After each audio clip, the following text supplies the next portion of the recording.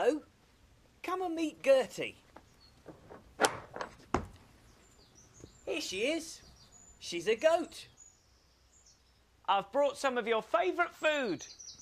Now, it's here somewhere.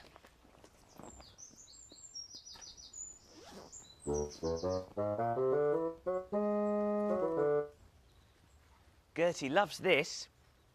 It's a turnip. Gertie! Gertie?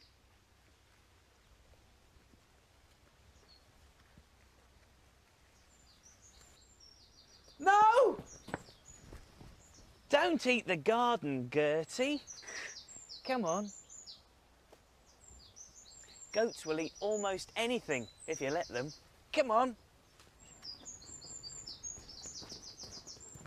Just over here. That's right. Whoa. There's a good girl. And here you are, a lovely turnip.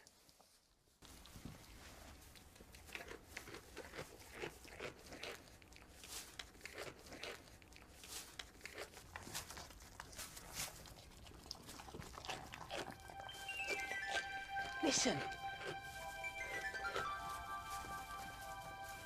It's the house. There must be a story to tell.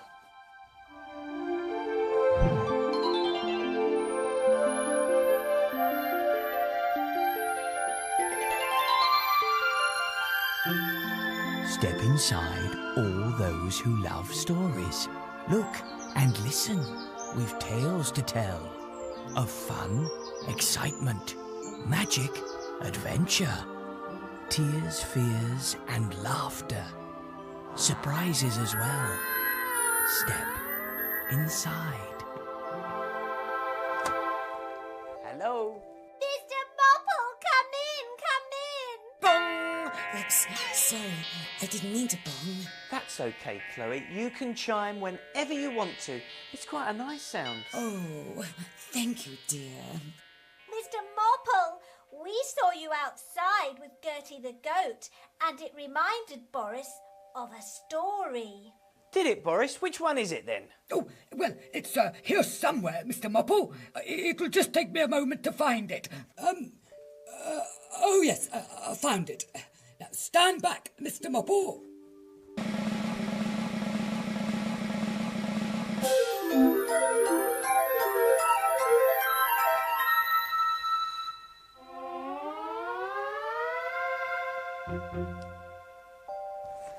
Thank you, Boris. We're going to have a story. It's called The Great Goat Chase. Mr. Farmer had a field, and in the field he grew rows of large, round, plump turnips. Now, Mr. Farmer had 3 goats, which he milked every morning.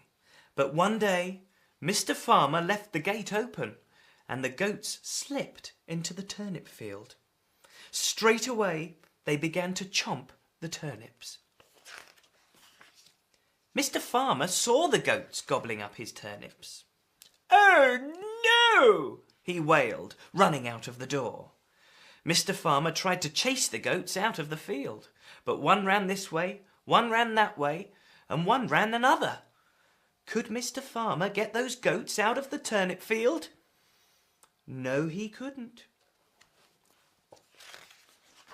"I know," said Mr. Farmer. "I'll get Dog." He gave a loud whistle, and Dog came running. He rushed into the field and tried to herd the goats.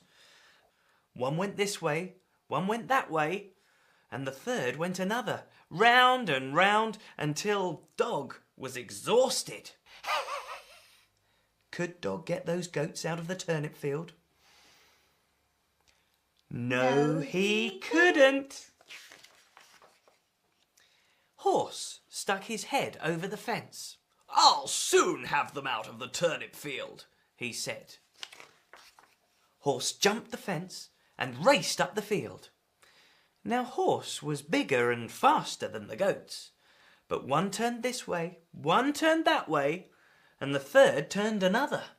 Could Horse get those goats out of the turnip field? No, he couldn't. Cow said, "Let me show you how it's done. My big horns will soon send them on their way." And so they did. One goat went this way, one goat went that way, and the third went another. Could Cow get those goats out of the turnip field? No, she couldn't. Now Pig decided to show them how it was done. He dropped his head and charged with all his might. Could Pig frighten those goats out of the turnip field? No, he couldn't. Just then, little Busy Bee came buzzing by. "I'll get those goats out of the turnip field," she said. "You?" they exclaimed. "You, a teeny weeny, tiny whiny, totty watty, wee bee?" "Yes, me," she said. Mr. Farmer, Dog, Horse, Cow and Pig began laughing and laughing. Why were they laughing? Well, they thought it was funny that the little bee should think she could do something that they couldn't do. Because she was so small? Yes. Oh. Little Busy Bee buzzed round and round the goats' heads, and then she said, "If you don't leave this field right now, I'll sting your bottoms." Could little Busy Bee get those goats out of the turnip field? Yes, she could. They were off, out of the gate, up the road and onto the hillside. Mr. Farmer, Dog, Horse, Cow and Pig felt very silly. "Sorry, little Busy Bee," they said humbly. And they all agreed that sometimes little folk can do things much better than big folk.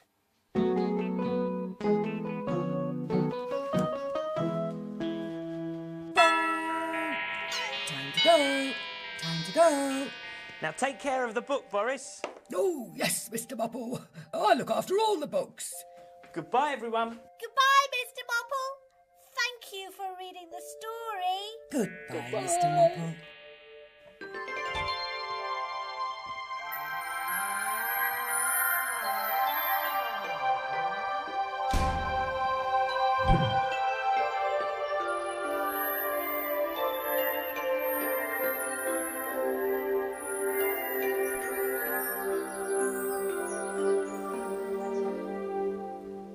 Did you enjoy the turnip I gave you, Gertie? Oh, yes. She's eaten it all. Well, I'll see you next time. Goodbye.